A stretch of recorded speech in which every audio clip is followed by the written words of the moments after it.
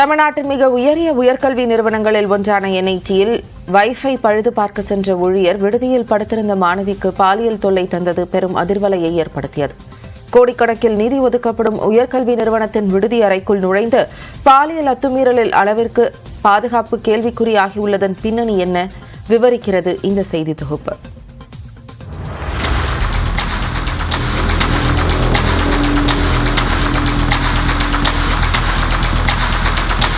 NIT எனப்படக்கூடிய தேசிய தொழில்நுட்ப கழகம் நாடு முழுவதுமாக மாநிலத்திற்கு ஒன்று என்ற வீதத்தில் செயல்பட்டு வருகிறது.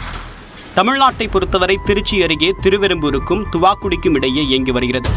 மத்திய மனிதவள மேம்பாட்டுத்துறை அமைச்சகத்தின் கட்டுப்பாட்டில் இயங்கக்கூடிய இந்த கல்லூரியில் ஜேஇஇ மூலமாக இளநிலை சேர்க்கையும் கேட் உள்ளிட்ட தேர்வுகள் மூலமாக முதுநிலை சேர்க்கையும் நடைபெறுகிறது. இந்த கல்வி நிறுவனத்தில் தமிழ்நாடு மட்டுமின்றி பல்வேறு மாநிலங்களைச் சேர்ந்தவர்களும் வெளிநாடுகளைச் சேர்ந்தவர்களுமாக ஆயிரக்கணக்கான மாணவ மாணவிகள் பயின்று வருகின்றனர்.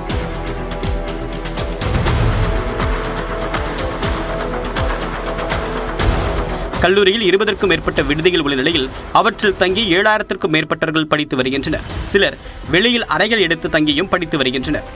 இந்நிலையில் என்ஐடியில் உள்ள ஒபெல் மகளிர் விடுதியில் வியாழக்கிழமை அன்று வைஃபை சரியாக வேலை செய்யவில்லை என்று கூறப்படுகிறது.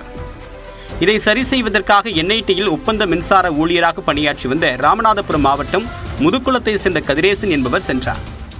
விடுதிக்குள் நுழைந்த கதிரேசன் மாணவி படுத்து உறங்கிக் கொண்டிருந்த அறை ஒன்றுக்குள் நுழைந்ததாகவும் அங்கு அந்த மாணவி முன்பாக ஆபாச சைகைகளில் ஈடுபட்டதாகவும் கூறப்படுகிறது. சத்தம் கேட்டு வெடித்த மாணவி தன் கண் முன்பாக ஒருவர் ஆபாச சைகையில் ஈடுபட்டுக் கொண்டிருப்பதைக் கண்டு அதிர்ச்சியில் கத்தியபடியே அறையை விட்டு வெளியேறியுள்ளார். இது குறித்து சக மாணவிகளிடமும் தன்னுடைய பெற்றோரிடமும் கூறிய இந்த மாணவி என்ஐடி விடுதி நிர்வாகத்திடமும் முறையிட்டார்.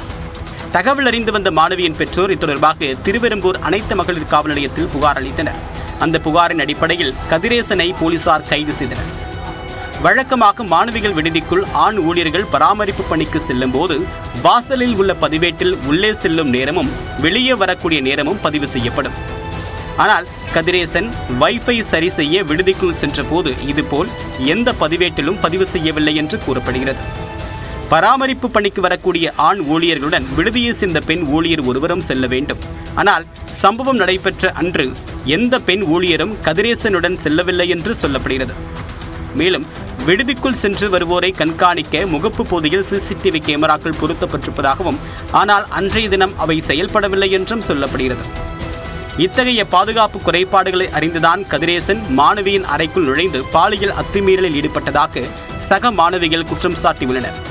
தேசிய அளவில் 32 என்ஐடிக்கள் உள்ளிட்ட கல்வி நிறுவனங்களுக்கு ஆண்டுக்கு 5040 கோடி ரூபாய் நிதி ஒதுக்கப்படக்கூடிய நிலையில் மாணவிகளின் பாதுகாப்பை கேள்விக்குறியாகக்கூடிய இதுபோன்ற அலட்சியங்கள் களையப்பட வேண்டும் என்பதே பெற்றோர்களின் எதிர்பார்ப்பு.